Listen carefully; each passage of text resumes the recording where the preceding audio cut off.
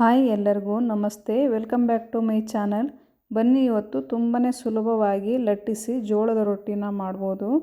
ಬನ್ನಿ ಹಾಗಾದರೆ ರೊಟ್ಟಿ ಮಾಡೋದು ಹೇಗೆ ಅಂತ ನೋಡೋಣ. ಮೊದಲಿಗೆ ನಾನಿಲ್ಲಿ ಒಂದು ಪಾತ್ರೆನ ಇಟ್ಕೊಳ್ತಾ ಇದ್ದೀನಿ. ಒಲೆ ಮೇಲೆ ಇಟ್ಟಾದ ನಂತರ ಒಂದು ಲೋಟದಷ್ಟು ನೀರನ್ನು ಹಾಕ್ತಾಯಿದ್ದೀನಿ. ನೀವು ಯಾವ ಲೋಟದ ಬೇಕಾದರೂ ಮೆಜರ್ಮೆಂಟನ್ನು ಮಾಡ್ಕೊಳ್ಬೋದು. ಅದು ಸ್ವಲ್ಪ ಕುದೀತಾ ಇರಬೇಕಾದ್ರೆ ಸ್ವಲ್ಪನೇ ಹಿಟ್ಟನ್ನು ಹಾಕ್ಕೊಳ್ಬೇಕು. ಹಾಕಿ ಸ್ವಲ್ಪ ಕುದಿ ಬರಬೇಕು ಹಿಟ್ಟು. ನೋಡಿ, ಈ ಥರ ಕುದಿ ಬರಬೇಕು. ಈಗ ಒಂದು ಸ್ಪೂನ್ ತಗೊಂಡು ಚೆನ್ನಾಗಿ ಮಿಕ್ಸ್ ಮಾಡಬೇಕು. ಮಿಕ್ಸ್ ಮಾಡಿ ಆದ ನಂತರ ಇನ್ನೊಂದು ಸ್ವಲ್ಪ ಹಿಟ್ಟನ್ನು ಹಾಕಬೇಕು ಇದಕ್ಕೆ. ನೋಡಿ, ಒಣ ಹಿಟ್ಟನ್ನು ತಗೊಂಡು ಈ ಥರ ಸ್ವಲ್ಪನೇ ಹಿಟ್ಟನ್ನು ಹಾಕಿ ಚೆನ್ನಾಗಿ ಮಿಕ್ಸ್ ಮಾಡ್ಕೊಳ್ಬೇಕು. ತುಂಬಾ ಕಷ್ಟ ಏನಲ್ಲ, ಈಸಿಯಾಗಿರುತ್ತೆ ರೊಟ್ಟಿ ಮಾಡೋದು. ಜೋಳದ ರೊಟ್ಟಿ ತುಂಬಾ ಸುಲಭವಾಗಿ ಲಟ್ಟಿಸಿ ಮಾಡ್ಕೊಳ್ಬೋದು. ನೋಡಿ, ಈ ಥರ ಸ್ವಲ್ಪ ಕುದಿ ಬಂದಾದ ನಂತರ ಈಗ ಒಣ ಹಿಟ್ಟನ್ನು ಗ್ಯಾಸ್ ಕಟ್ಟೆ ಮೇಲೆ ಹಾಕ್ಕೊಂಡಿದ್ದೀನಿ. ಸ್ವಲ್ಪ 1-2 ಬೌಲಷ್ಟು ಹಿಟ್ಟನ್ನು ಹಾಕ್ಕೊಂಡಿದ್ದೀನಿ. ಹಾಕಿದಾದ ನಂತರ ನಾವು ಪಾತ್ರೆಯಲ್ಲಿ ಬೇಯಿಸಿದ್ವಲ್ಲ ಹಿಟ್ಟು, ಅದನ್ನು ಇದಕ್ಕೆ ಹಾಕ್ಕೊಳ್ಬೇಕು. ಹಾಕಿ ಎರಡೂ ಹಿಟ್ಟನ್ನು ಚೆನ್ನಾಗಿ ಮಿಕ್ಸ್ ಮಾಡ್ಕೊಳ್ಬೇಕು. ಸ್ಪೂನಿಂದ ತುಂಬಾ ಬಿಸಿ ಇರುತ್ತೆ. ಅದು ಮಿಕ್ಸ್ ಮಾಡಿ ಆದ ನಂತರ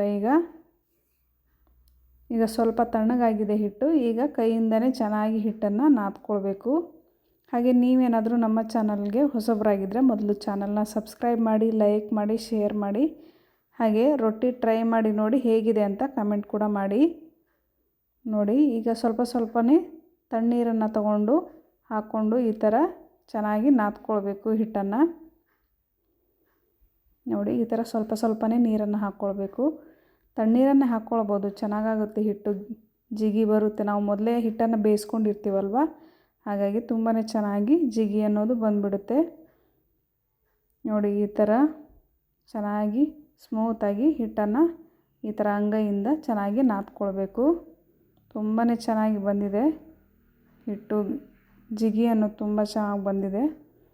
ನೋಡಿ, ಹಿಟ್ಟೀಗ ರೆಡಿಯಾಗಿದೆ. ಈಗ ಒಲೆ ಮೇಲೆ ತವಾನ ಇಟ್ಟು ಬಿಸಿಗಿಡಬೇಕು. ಈಗ ತವ ಬಿಸಿಗಿಟ್ಟಾದ ನಂತರ ಸ್ವಲ್ಪ ನಿಮಗೆ ನೋಡಿ ಯಾವ ಗಾತ್ರದ್ದು ಬೇಕೋ ಆ ಗಾತ್ರದ ಉಂಡೆನ ಮಾಡಿಕೊಂಡು, ನೋಡಿ ಇಷ್ಟು ಹಿಟ್ಟನ್ನು ತೊಗೊಂಡಿದ್ದೀನಿ ನಾನೀಗ.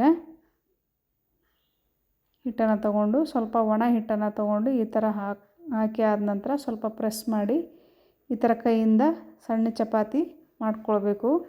ಈ ಥರ ಮಾಡ್ಕೊಳ್ಳೋದ್ರಿಂದ ರೊಟ್ಟಿ ನಾವು ಲಟ್ಟಿಸ್ತೀವಲ್ಲ ಆವಾಗೆಲ್ಲ ಸೈಡೆಲ್ಲ ಒಡೆಯುತ್ತಲ್ವ, ಅದು ಒಡೆಯೋದಿಲ್ಲ ಈ ಥರ ಮಾಡ್ಕೊಳ್ಳೋದ್ರಿಂದ.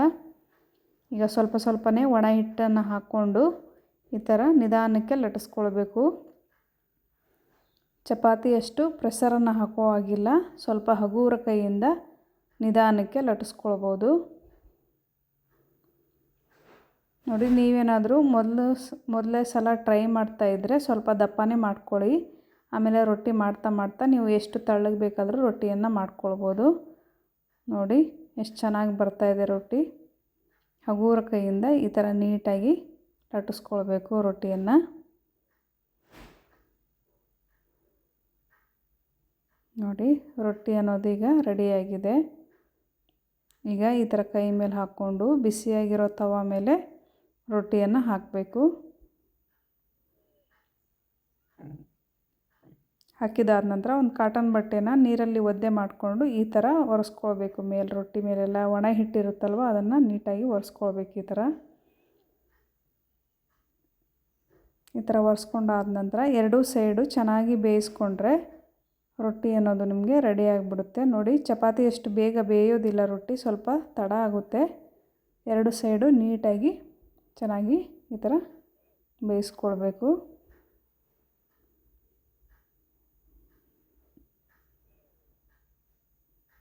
ನೋಡಿ, ಈಗ ರೊಟ್ಟಿ ರೆಡಿಯಾಗಿದೆ.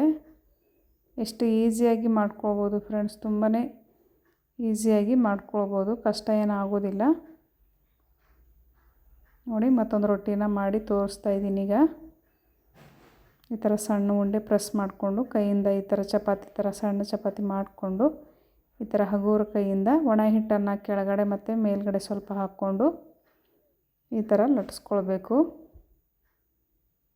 ಸ್ವಲ್ಪ ಲಟ್ಟಣಿಗೆಗೂ ಕೂಡ ಸ್ವಲ್ಪ ಒಣ ಹಿಟ್ಟನ್ನು ಹಚ್ಕೊಳ್ಬೇಕು, ಅಂದರೆ ರೊಟ್ಟಿ ಕಚ್ಕೊಳ್ಳೋದಿಲ್ಲ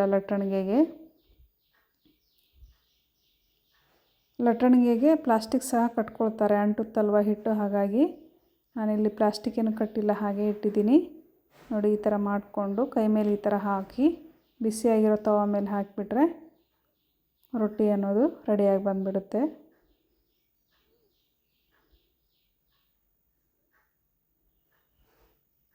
ಒಂದು ಸಲ 2 ಸಲ ಟ್ರೈ ಮಾಡೋವರೆಗೂ ಅಷ್ಟೇ ಫ್ರೆಂಡ್ಸ್, ಆಮೇಲೆ ರೂಢಿ ಆಗಿಬಿಡುತ್ತೆ. ತುಂಬಾ ಚೆನ್ನಾಗಿ ರೊಟ್ಟಿ ಅನ್ನೋದು ಮಾಡ್ಕೊಳ್ಬೋದು.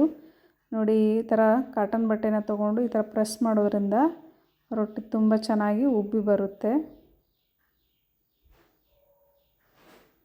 ನೋಡಿ ಈ ಥರ ರೊಟ್ಟಿ ರೆಡಿ ಆಯಿತು. ಒಂದು ಸಲ ಟ್ರೈ ಮಾಡಿ ಫ್ರೆಂಡ್ಸ್, ತುಂಬಾ ಚೆನ್ನಾಗಿರುತ್ತೆ. ಹೀಗಿತ್ತು ಫ್ರೆಂಡ್ಸ್ ಇವತ್ತಿನ ರೆಸಿಪಿ. ಸಿಗೋಣ ಮತ್ತೊಂದು ಹೊಸ ರೆಸಿಪಿಯೊಂದಿಗೆ. Thank you.